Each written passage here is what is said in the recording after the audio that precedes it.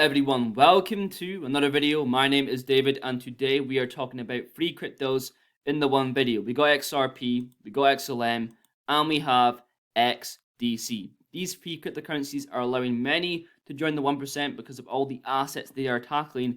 They are the holy trinity within the crypto space.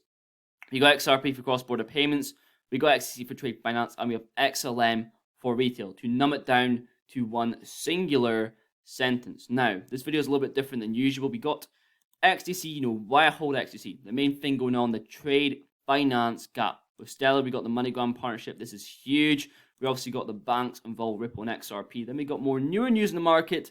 Then we got market news. I'm trying to make my videos as short as possible because I know how bad TikTok and YouTube Shorts have ruined our attention span.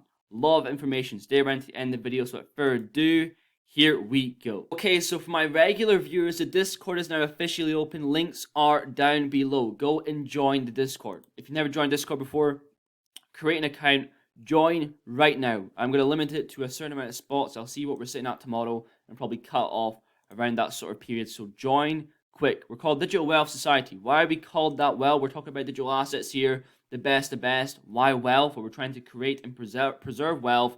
You hear buzzwords, generational wealth, financial freedom, escape the matrix. That is what we're trying to do here.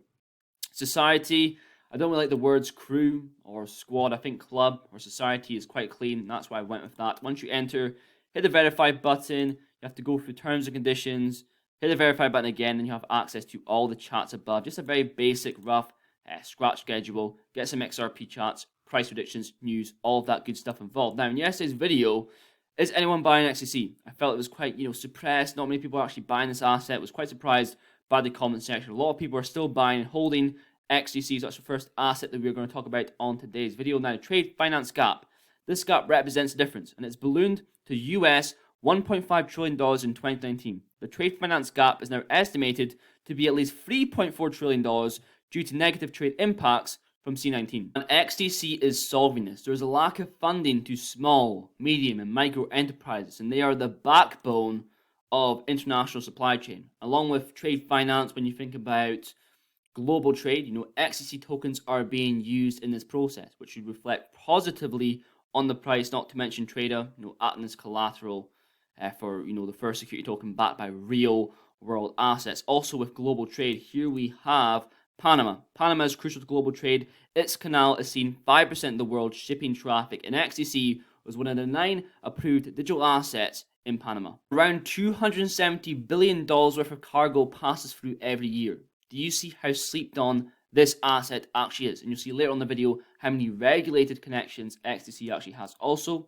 we have Stellar announces partnership with MoneyGram. This is so huge. It's really swept under the rug for how huge it is, where XLM is acting as a bridge between fiat and cryptocurrency. Last time I checked, MoneyGram had like 2 billion customers and we're 500 plus banks. And towards the end of the year, you will probably see Stellar in every cash access point in the world through MoneyGram. This is insane. Also, here we have the active partnerships with Ripple, and keep in mind, this was about a year ago. So there's a lot more added on since then, which you've probably seen watching the channel. I'm not even going to name them, you can literally see them here. You can see SBI.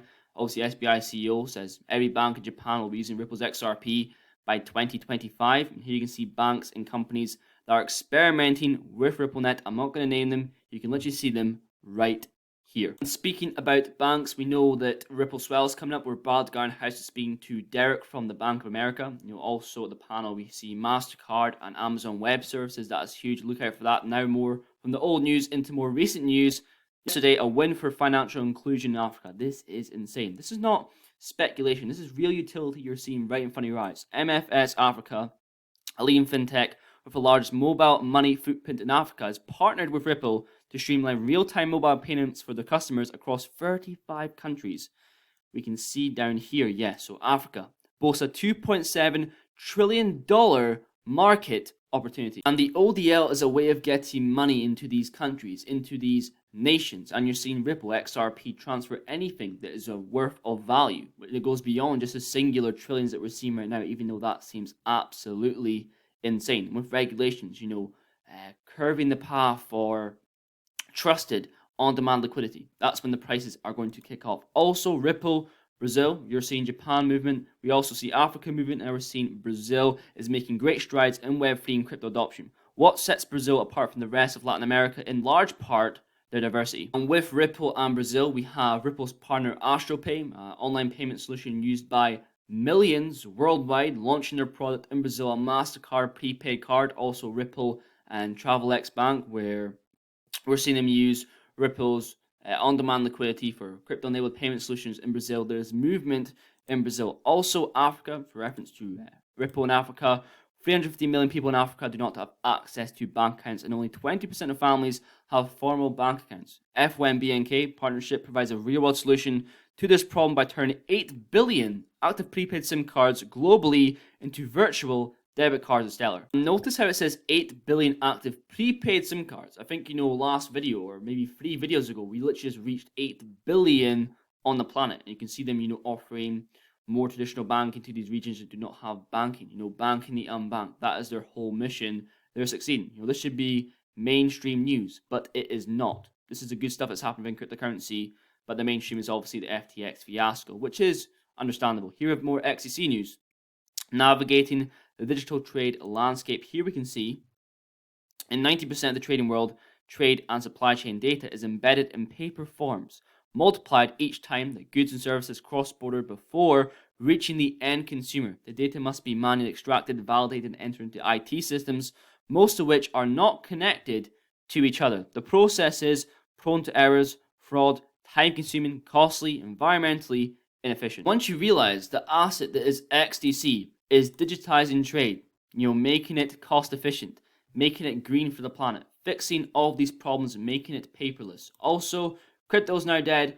More bottom signals. Jim Cramer, people on TikTok saying crypto's a scam. I'm trying to save, a big bag for lower prices, but you cannot get more of a bottom signal than this. And here we have Iman Gadzi. Your money is not safe in the bank. Understand that once you put your money in the bank, it legally is no longer yours. That means you're at mercy of your own bank. I feel like people not involved in the crypto space are finally, turning on to this. Once your money's in the bank, you don't own it. It's getting lent out to other people. They're getting charged, huge interest rates.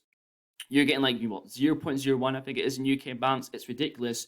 Once you actually have a ledger wallet, your money is on here. You finally own your money and you own your own crypto. That is pretty much it for today's video. Quick summary. XRP is unlocking liquidity. Nostro/Vostro. XCC is digitizing trade finance. Closing the SME gap. XLM is revolutionizing P2P payments.